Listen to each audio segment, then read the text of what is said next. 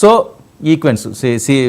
ఆ ఈక్వేషన్స్ ఏవైతే ఉన్నాయో సీనియర్స్ జూనియర్స్ వాళ్ళని కూడా సమబుద్ధిగా ముందుకు సాగుతున్నారు. చాలా కీలకంగా రాజకీయాలు మారుతున్న నేపథ్యం. అయితే మహాసేన్ రాజేష్ వచ్చారు. ఎందుకంటే ఈయన చేసిన వ్యాఖ్యలు చాలా హాట్గా గత 2 రోజుల నుంచి పొలిటికల్ సర్కిల్లో చర్చ కింద సాగుతుంది. మరి ఆయన అండంలో తప్పు ఏమి ఉంది అంటే ఆయన పార్టీకి సంబంధించిన తెలుగుదేశం పార్టీ నాయకుడు. ఆయన ఎవరినో ఉద్దేశించి కాదు, తన పార్టీలో ప్రధాన కార్యదర్శి అయి ఉన్నాయేమండి, లేకపోతే రానున్న కాలంలో పార్టీ అధ్యక్షుడిగా మారనున్న ప్రస్తుత మంత్రి గారు చంద్రబాబు నాయుడు గారు కుమారుడు, ఆయన గురించి ఆయన అండాన్ని మరి అది వేరే రకంగా డైవర్ట్ చేస్తున్నారా, లేకపోతే ఈ మనసులో ఆంతర్యం ఏంటి? రాజేష్ కూడా మనతో ఉన్నారు లైవ్లో ఎక్స్క్లూజివ్గా.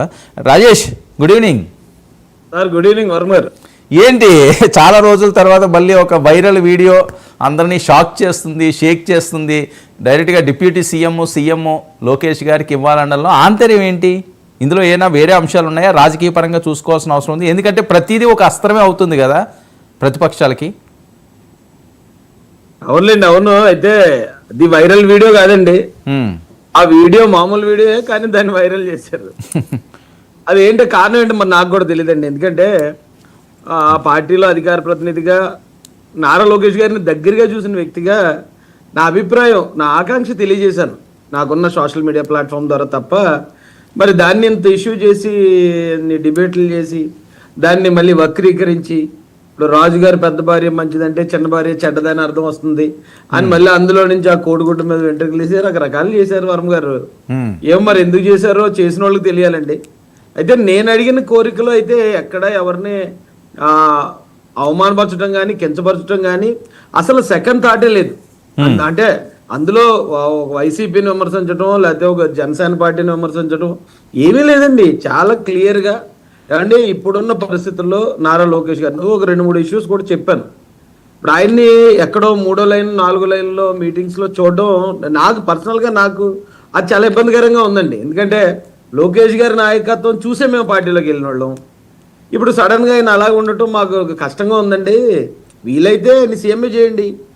సీఎం చేస్తే ఇప్పుడు చంద్రబాబు నాయుడు గారు కూడా ఏమన్నా పొరపాట్లు జరిగితే చూడడానికి ఆయన యాక్టివ్గా ఉన్నారు. ఆయన లోకేష్ గారిని చూసుకుంటారు. ఒకవేళ ఎక్కడైనా సీనియర్ని ఎవరినైనా సరిగా ఆయన గుర్తించలేకపోయినా లేకపోతే ఓవర్లుక్ చేసినా దాన్ని చూసుకోవడానికి చంద్రబాబు నాయుడు గారు ఉంటారు. అది కొంచెం సేఫ్ లాంచింగ్ ఉంటుందండి. పైగా ఇప్పుడు జగన్మోహన్ రెడ్డి ఏమంటాడండి, మాట్లాడుతుంటే చంద్రబాబు నాయుడు గారు ఏజ్ గురించి అతను విమర్శిస్తూ ఉంటాడు. మరికొద్ది మంది ఇంకా ఒక అడుగు ముందుకేసి సకల శాఖ మంత్రిగా లోకేష్ గారు ప్రవర్తిస్తున్నారనేమో కొందరు విమర్శిస్తున్నారు. సూడో సీఎం అంటున్నారు. అసలు ఏంటి ఆ విమర్శలు పడాల్సిన కర్మ లోకేష్ గారికి ఏంటి?